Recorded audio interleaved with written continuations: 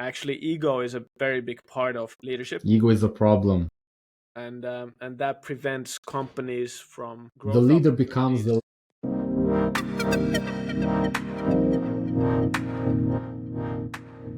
Okay, thank you everyone for joining into yet another episode of Scaling the Unscalable. Together with me today is Mika. With Mika, we have been connected for quite some time now into social media. We have been following each other. I'm a big fan of his work. I hope he also likes mine. But Sure do. yeah, without further ado, Mika, please, if you can run a short introduction of who you are, what you do, and then we can take it from there. Yeah. Thanks for having me. Yeah, I think we have known each other through social media about a year and a half, maybe. True. And I've been an entrepreneur for 16 years now. Actually, this spring was my entrepreneurial birthday.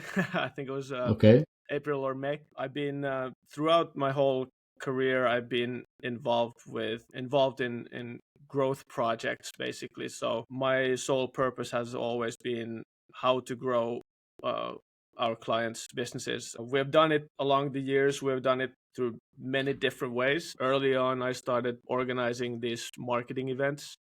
So it was more like brand promotion in fairs and festivals. And now the past 8 years, I've been building sales teams, and now the past few years, I've been involved with customer success a lot. So that's a short intro. That's a wide range, right? That's a very wide range from events to sales to customer success. How do you do that? Yeah, it is. It is. Events has always been kind of the it was the first child, so to say, and that's where The first everything baby. started. And I'm still doing events to this date. Okay. Do you do them for clients, for companies, or how does it work?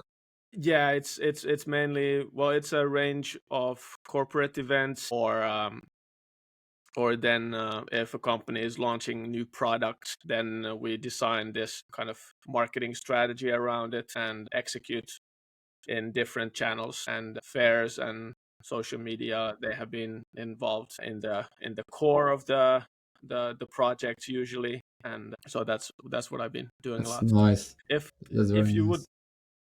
put some other title than a CEO to the project that I've done, it could be like Chief Growth Officer or something similar, Okay. because all of the clients that I work with, there, its sole purpose is to grow their business.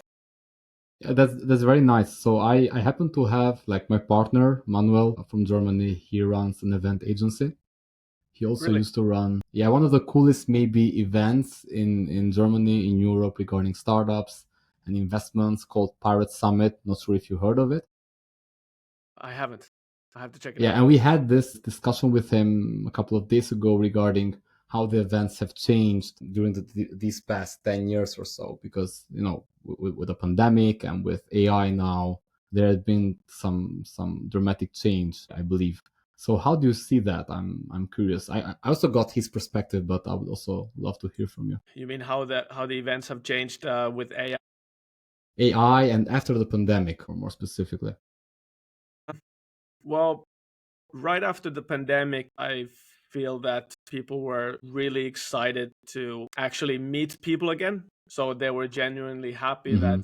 yeah, we can be Shake outside, and hands again. we can be in a crowded place. So that was something that was very very nice to see. But if I think about the events in Finland in general after, like, post pandemic, I don't think they have changed too much, but there was that honeymoon period after pandemic that people were really excited. Everyone That was wanted. very nice to see people enjoying that. Yeah, yeah, yeah, definitely. Like Manuel was saying that events are or should be also entertainment, Yeah, and it's not just about what you get at the event. It's also the whole experience needs to be crafted in such a way. And he's a big proponent of AI, but not in the event space. He was saying yeah, that AI should be really hands off the event part, because we are losing that human touch. And being in events, you want to have people close to you and not just have robots or whatever. But That's true. yeah, It's events are kind of customer, well, it is a customer experience as a whole, but you have those like small wins during those events that you need to, similar with software businesses, for example, that you have those validation points, whether it's a food court or the program itself, or whatever that is. You have those the points where something can go terribly wrong, or people can really get excited and enjoy their time, and that creates that experience as a whole. yeah, there are so many different components to an Yeah, event, right? Getting everything right. It's very close to project management. it is. You have to fit all the pieces together. Yeah, so you mentioned customer success, and I'm super curious about the topic because I believe customer success is central to every business.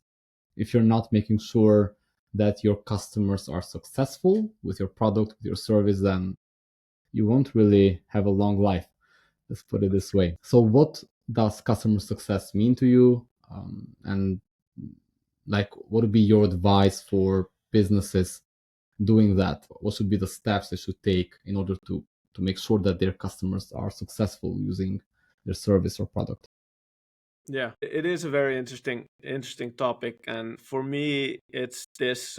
It should be this exciting relationship where trust and value are constantly validated. But it's not only validated between the company and the customer, but um, but it's across the company's teams as well, because they are very closely part of the journey. So I think that's what it means to me. I see that there are three key elements to creating a successful customer Journey. relationship.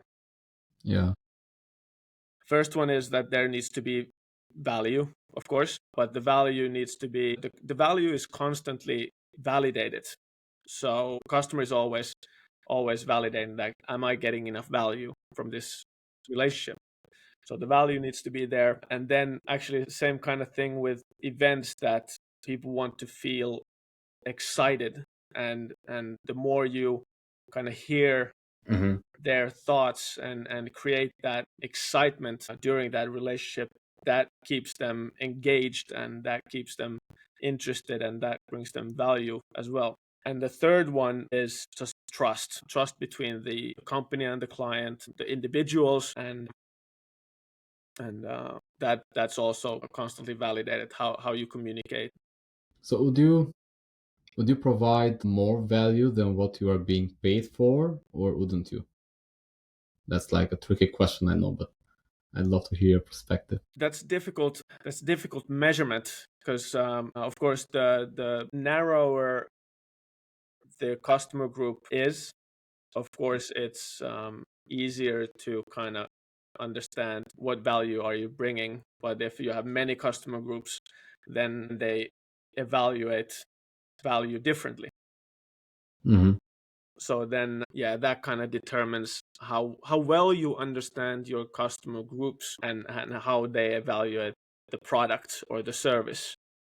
That's kind of where the answer is probably coming from in the end. It's a difficult I know. question to answer precisely, but I think that's how you should look at it. Yeah, I mean the core difficulty stands in the fact that if you're not providing enough value, of course you are overpricing your service or your product, and then your customers leave. If you are over providing value, like providing more than what you're getting paid for, then Mm, there is the risk that the customers get accustomed to what they're receiving. that's And true. then if you at a later stage would need to charge more because you are providing more, then it'll be super hard because they will be accustomed to receiving that value for that amount of money. So that's difficult. I love over providing, honestly speaking, if it's possible, but maybe you should also communicate that, hey, I'm doing this, right now because I want to, or because I'm investing into this longer term relationship. But if you want this going on, then it will maybe cost some more just to have it properly valued. Yeah, that's true. And then a lot of times what is often forgotten is there is of course communication between the product and the customer, but rarely does the company get the right kind of feedback. And this would be very important feedback to get from the client, like how is our service, do you see that we're Mhm. overwhelming yours as a customer with value, or are you paying reasonable amounts for our services, and these kind of things, so they can be asked from the customer. And how often do you think a company should pose these questions? Should it like maybe send surveys, or should it be done in person? What's the best approach? I guess it's a mix between automations and human, but in my mind, since the market is moving so fast that even companies' products should be evaluated at least annually. Okay.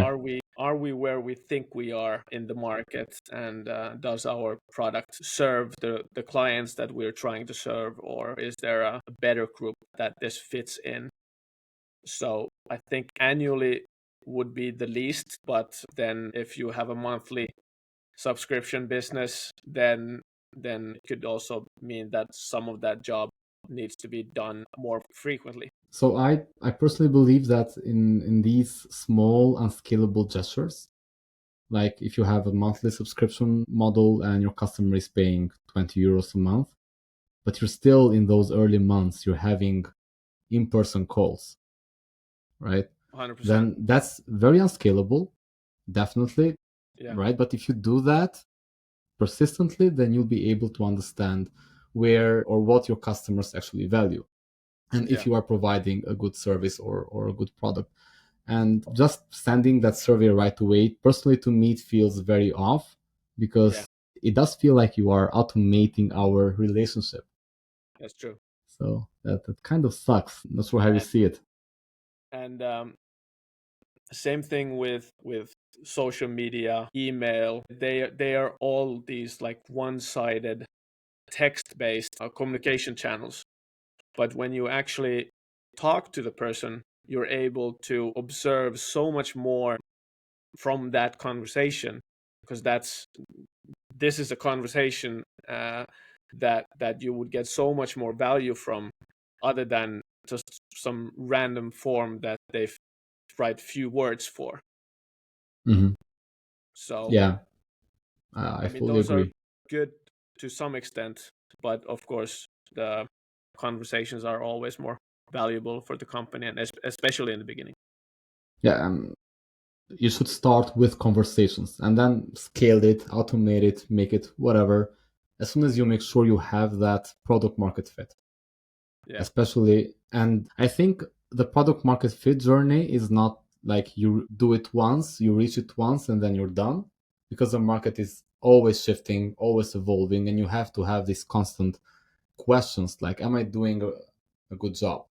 Constant questioning means also constantly changing what you're doing to adapt into the whole market changes and whatnot. It's really really interesting. The main problem I see is that founders, entrepreneurs, businesses in general tend to run after the profit way too soon. I agree. While the biggest profit is if you really spend some time to build that relationship in the best way possible, and then you make so much more money, right? Just wait a little bit. Don't rush through it. Don't automate it just yet, right? Take some time.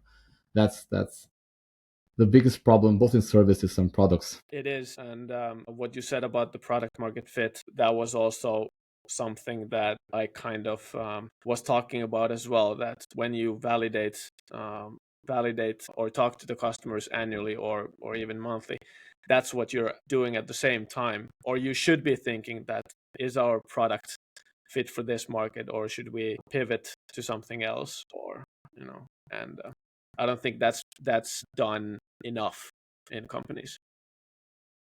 Totally agreed. Yeah, moving on. I know that you have been building this amazing community of founders, entrepreneurs, learning with each other, talking to each other, sharing resources. If you could maybe share a little bit about that, that would be great. Yeah, yeah. The community I'm currently building is kind of a rebellious response to these expensive consultants and expensive coaching programs, know it all social media influencers. But so it's the name is Customer Retention Mastery, and the purpose is to help B2B SaaS businesses who are especially targeting small and medium businesses and building sales and marketing tools for them. So it's a very specific community, and the goal is to provide this course material, but also bunch of extra resources, and there's like weekly community calls and support, daily support to tackle customer churn. And it's, even though if you have a small customer success team, or you're just kind of in the first growth stages, it's a good opportunity to kind of get those answers without paying too much money for the help. Yeah, that's great. And I guess also one of the big values would be also the fact that you are surrounded by like-minded people, Exactly. or even people that maybe are better than you, and that's even better, right? Exactly. I like the idea of co-creating together across borders, because you might not, in your market inside your own country, you might not understand or see some solutions what other people are doing in a totally another country that work really well. And even though you're not really competitors, or even though you are, then it's a good way to understand where the market is going and helping each other in general. I fully agree. And where are your members from, generally speaking, of Right course? now they are UK and Scandinavia. Okay, so your two locations. Yeah, right now it's those areas, and it's in beta mode. So it's very early stages. So if somebody wants to jump in right now, I'm solely gathering feedback, and the members that are joining now, they get all the resources for free, and in return I hope to get some good and bad feedback, where I'm That's a going bare with the minimum. material, and then develop and fine tune it from there. Okay, so how are you doing it? Do you have a Discord community, a Slack community? It's Where do people join?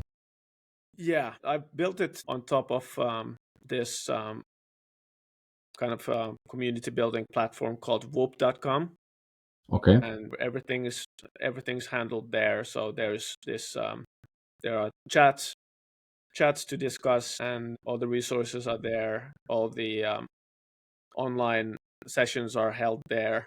So everything happens in that is nice. one platform. That's very nice. Yeah. Okay. Super cool. And what does business need to have in order to be a part of that community? What could be some prerequisites? I know that you guys have some shared values Yeah. that could be a part of it, but maybe the business model as well. Does it need to be SaaS, or can it also be beyond that? Well, hopefully in the future it will provide value to different industries or different verticals. But for now, I put my B2B SaaS glasses on, Hat and on. Yes. it's solely kind of focusing to help B2B SaaS companies tackle that customer churn. But other than that, of course, there are some common values um, that we hopefully share: growth mindedness, and being very open and honest about what's happening and what's going wrong. So then we can share those things together and help companies build a more like future proof growth. Yeah. I love communities which are not super big. Yeah, because same here. then they grow too large and you don't hear each other anymore. It's just a numbers game then, right? It's just 200 people or 1,000 people and it just gets lost through the noise. While communities, I believe, should have a deeper connection between the members. If that deeper connection misses, then yeah, it's not really a community. You can call it something else, right? It's not really that. If you have maybe a bigger group, I see that group should be divided into smaller sub communities within that big thing, right? Because still you want to have that deeper connection. Not sure if you have thought about it. I know that you are still not a lot because you are in beta mode. Mm. But as you grow, how would you tackle the whole loss of connection thing? Well, that's dividing people into smaller groups is probably a good idea. I haven't gone too deep into that yet, but I definitely agree that like smaller groups or smaller communities get more done or get more value out of it. But I was actually part of this very large community. I started 3 months ago, maybe. It's this a major influencer who's done hundreds of millions of dollars with his business, and and they had exactly that problem. The community was too big. You don't really get your questions answered. You kind of disappear into the crowd. And then another very important thing, what I noticed is that I support honesty. I'm a very direct person and like to think as honest person as well. So, but if something was wrong in that community, your comments were deleted and you had to send a private message to the moderators. And I think that restricts the community Limits and, the and thinks that, community okay, a this is lot. not allowed, and you have to complain in silence. That felt very strange for me. Could you ever like doubt leadership there or the way how it was led? Sorry. Could you doubt leadership the way how it was led, or was that also off limits? Well, of course it raises doubts, like how far are they really with their like how expert those people are. So that makes me doubt that what am I really paying for? Am I paying for their product development? So I'm actually providing the knowledge that they need to develop, and I'm using my time and my money to do that, or what's the point? What's the And goal?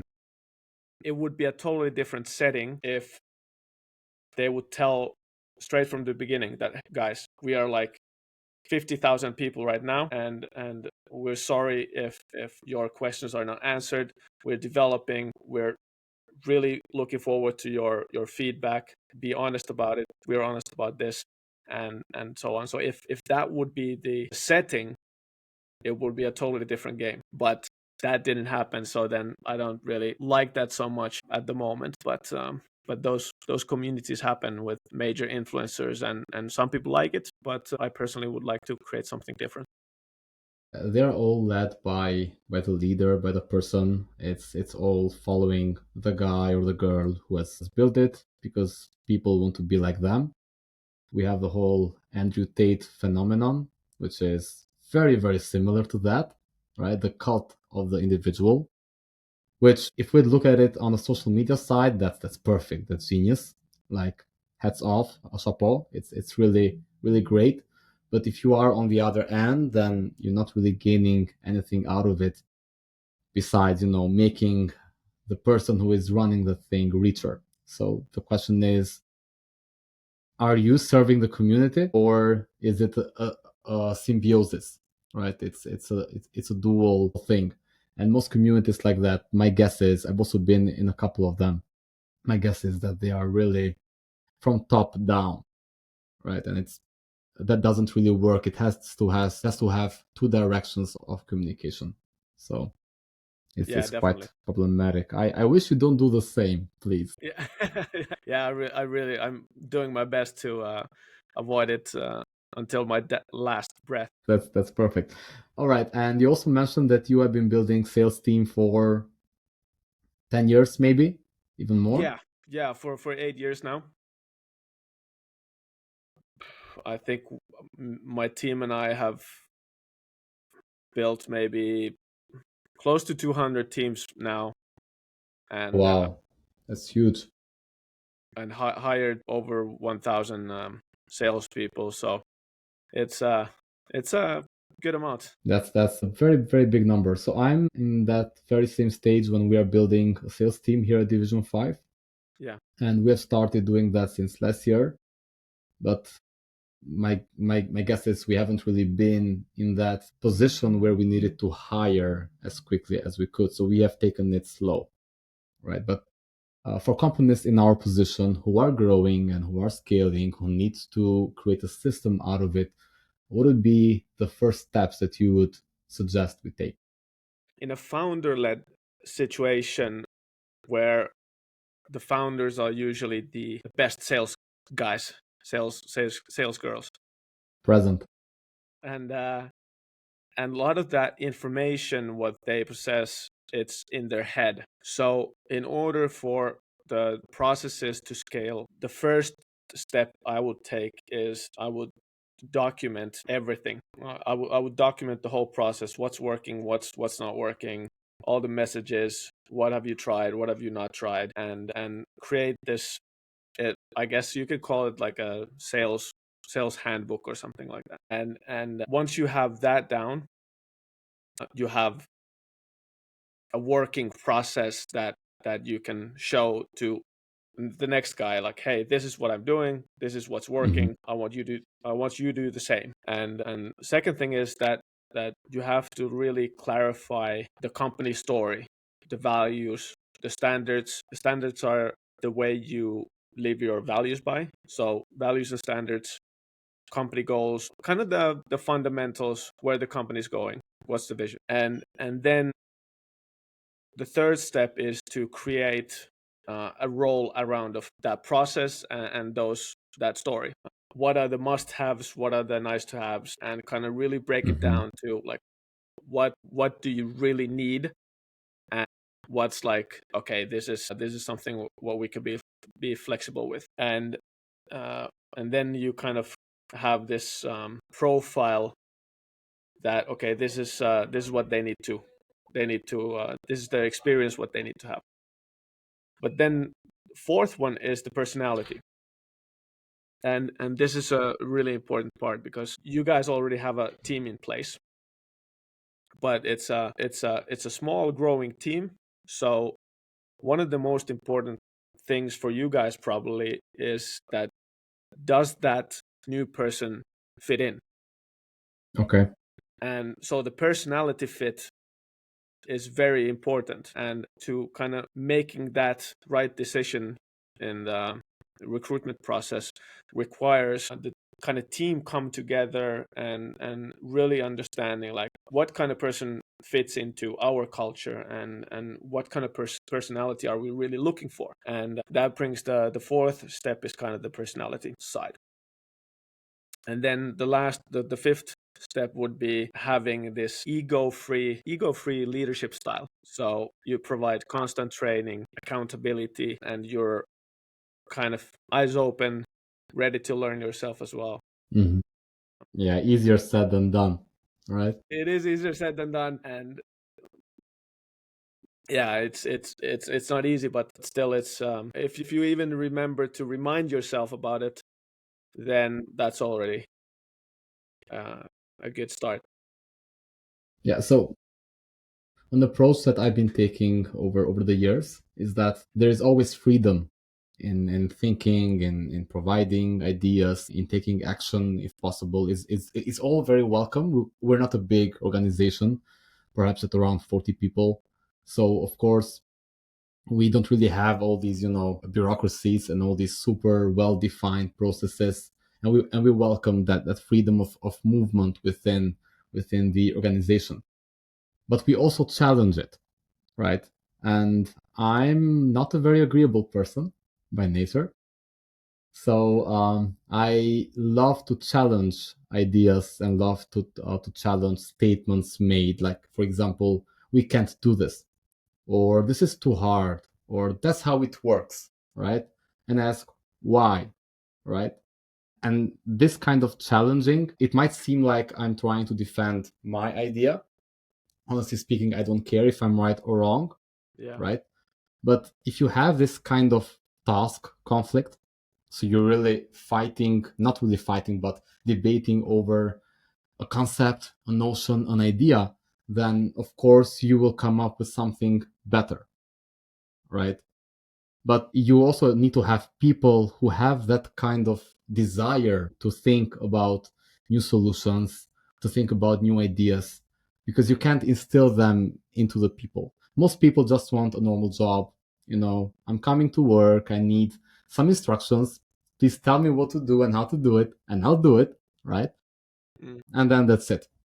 But if you're not really very big, then I don't really see how you can actually work or scale, especially in sales, right? But also more in general with this kind of mindset and this kind of approach.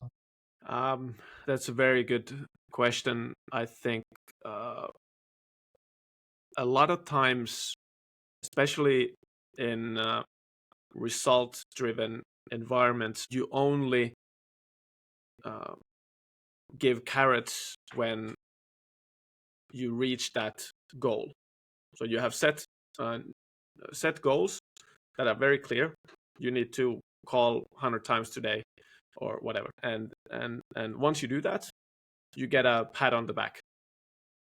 But what's really often missing, and I like the challenge part. I think that's very good. You have to have like positive, challenging environment. But what could add value to that environment is that, and what's really often forgotten is to, how do you say it? So leaders don't reward effort. Mm-hmm.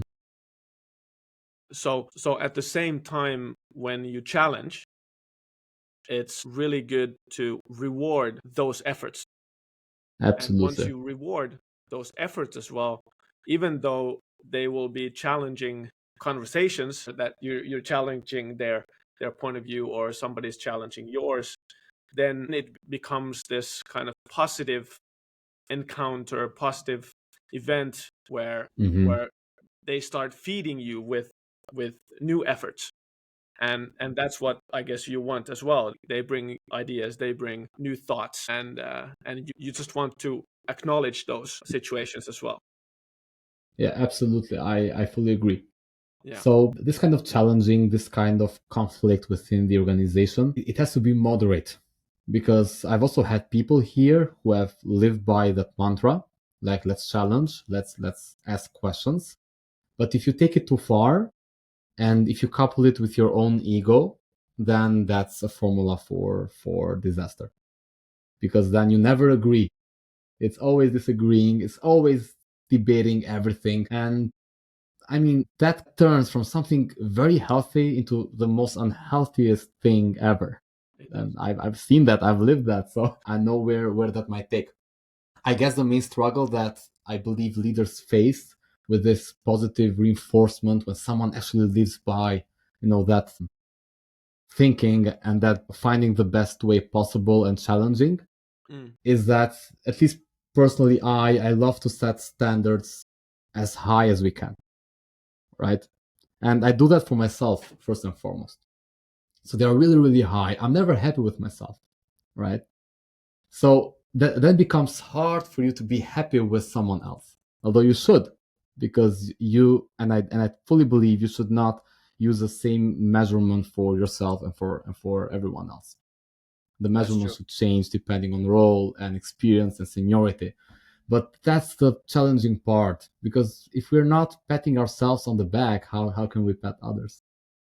That's true, and that's a very good point. And acknowledging effort is like your own effort as well Yeah, is very important. What I see a lot with leaders is actually ego is a very big part of leadership, ego is a problem.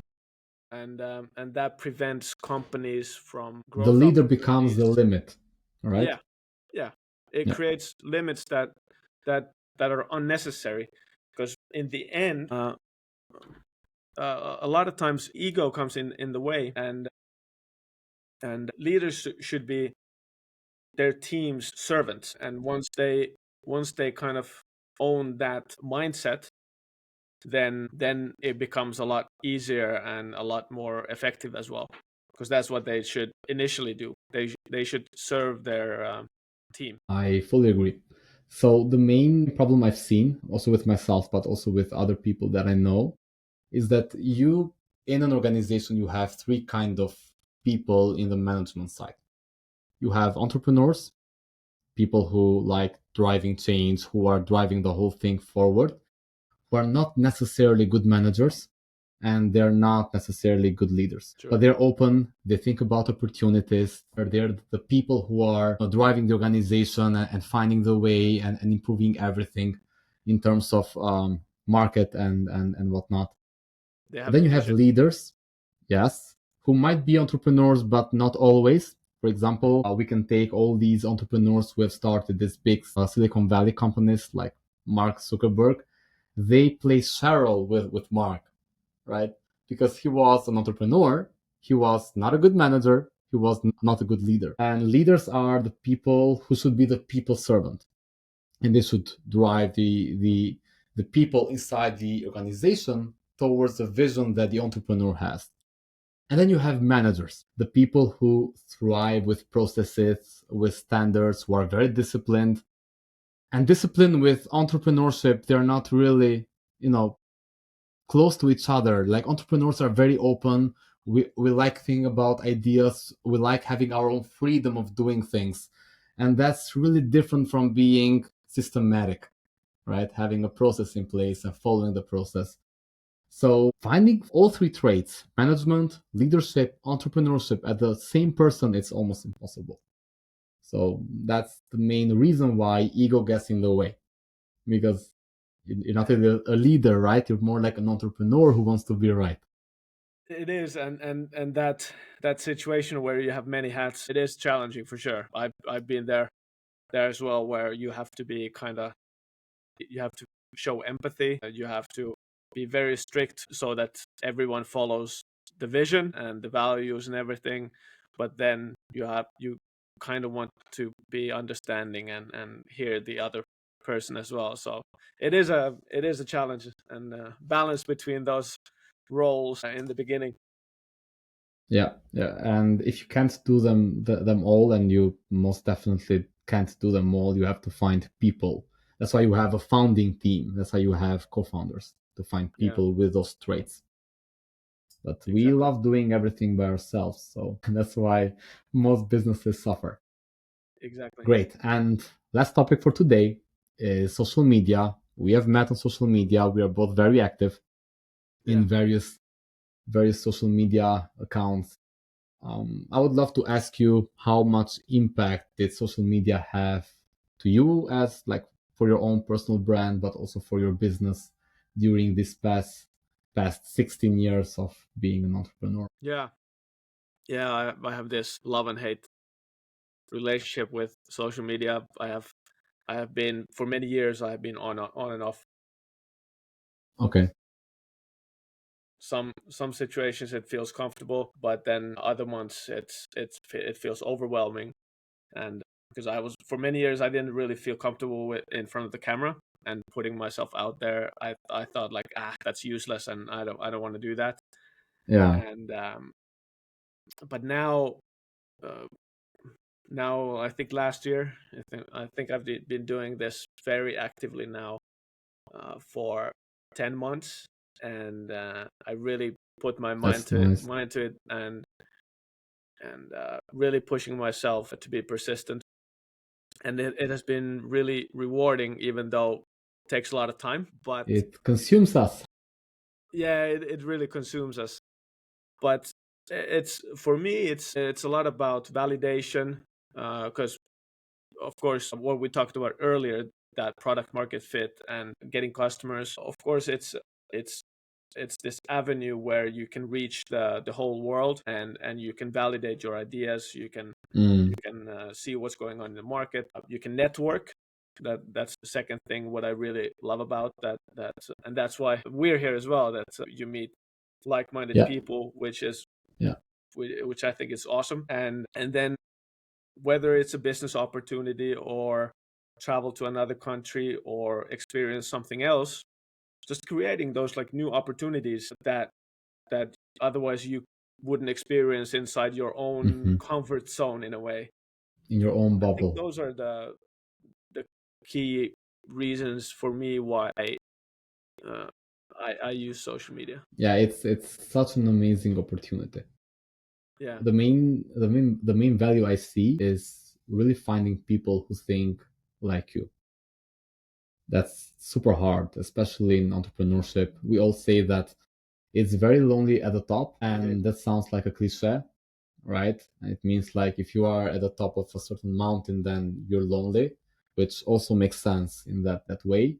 But it also means that people don't understand what you're going through. They don't understand your struggles. They don't understand how you perceive the world. Like if you are successful, people think you don't have any problem, right? Because you are successful, but it's not that easy. Both you and I know that. And social media helps. I was reading this post from Daniel Priestley, if I'm not pronouncing it wrong, who is this entrepreneur from the UK. And he posted this yesterday actually about common statements he used to make into his own group of people, which were very common, very normal, very well taken. And then now that he has gone more global and his audience has increased multifold, then making those very same statements, he receives tons of hate and tons of. But those are very normal statements for him and for the people he used to hang out with. Yeah, Because the way how we see the world, it's not the same. It's not that we are special or different, right? It's just that we have different struggles and we see the world through our own lenses, which is the business lens. And if you can't find those people in your local area, for example, I'm from Albania, and finding people who think alike is not really easy. I know also in the Nordics it's not really easy as well, because people don't have that kind of mindset. They don't think business, they don't think entrepreneurship. So actually you find your crew, you find people to talk to and people who can understand you, going wider than that circle. That's the main benefit that I've seen personally. Then on the other hand, it's either this or pay tons of money for whatever traditional ads from in the TV, or whatever expensive event you have to be because you have to meet some B2B people, right? It's exactly. much more cost effective. It's much smarter. You can do that without really moving. For me, for example, who have two young kids, it's super convenient. I can't actually leave as frequently because then my house would get on fire. Yeah, So yeah, these are all advantages that we didn't have. yeah. So I fully agree. All There's right. there's actually one example about the love and hate relationship. Even though it's like part of it is of course mindset, but then I had this situation with LinkedIn a few months ago. I decided that okay, I need to see that if I delete some followers, like does it affect my uh, Agree. algorithm or reach? Yeah. So one weekend, I decided, okay, I delete 1,000 followers. I had 14 something thousand back then. I deleted 1,000, and then the next couple weeks, this like horror hit my account. I don't know what happened, but suddenly I lost 12,000 followers just out of the blue. I still don't know why and how, but so that years of work was wiped out in 2 weeks, and of course I was like, okay, what now? Like what the hell is happening? And for I think it was 4 months, I tried to organize. Talk to LinkedIn, figure out what's going on, how can this be fixed, for 4 months, and four it felt months like eternity and impossible thing to do. But okay, finally everything turned out well, and I got my followers back. But then this is the kind of dark side of that as well. That your work can be wiped out in a second. in an instant. It sucks. Yeah, Yeah, so the best thing is to take those people out of these platforms. You build the audience there, and then you take them out into your own newsletter, maybe, or Yeah, your own community, yeah, because they exactly. control you, and I and everyone else. That's a big problem. But I'm very sorry to hear that, and I'm very happy that you were able to fix it because it sounds Yeah, horrific, honestly. yeah, it was a workout. Did the algorithm change, or you weren't able to notice it because of this problem? I still have no idea what happened, and I can only guess what's the reason. But maybe I got into a blacklist, and that's what happens if they put you there. I don't You know. challenge the status quo. Yeah, exactly. Never remove followers. Yeah. All right. And what does the future see for Mika? Well, I think I'm really looking forward to really launching the customer retention mastery Hmm. community. So hopefully I'll be able to do that soon, and that the community becomes this lively organism that Hmm. grows with the market. And then the second exciting thing is that I'm looking forward to relocating to London in the fall. So That's let's cool. let's hope that that happens as well. That's super cool. That's Yeah. very, very nice. Awesome. Thanks a lot, Mika. It was a great pleasure having you. Yeah, thanks a lot for having me. It was a great chat. Uh, let's do that again soon. Yes, I will place all the links relevant to you into the description of this YouTube episode, and then people can find out more about you. Your LinkedIn profile was almost wiped out, the community, and whatever else that you do. Again, thanks a lot, and I think we can have a second episode in a few months, maybe, where we can maybe talk more about leadership and all those sort of topics, because we did touch upon them today, but I still think we could do That's true. much more. Yeah. Thanks again, and I wish you an amazing day. Thank you, and you too as well. Bye bye. Bye.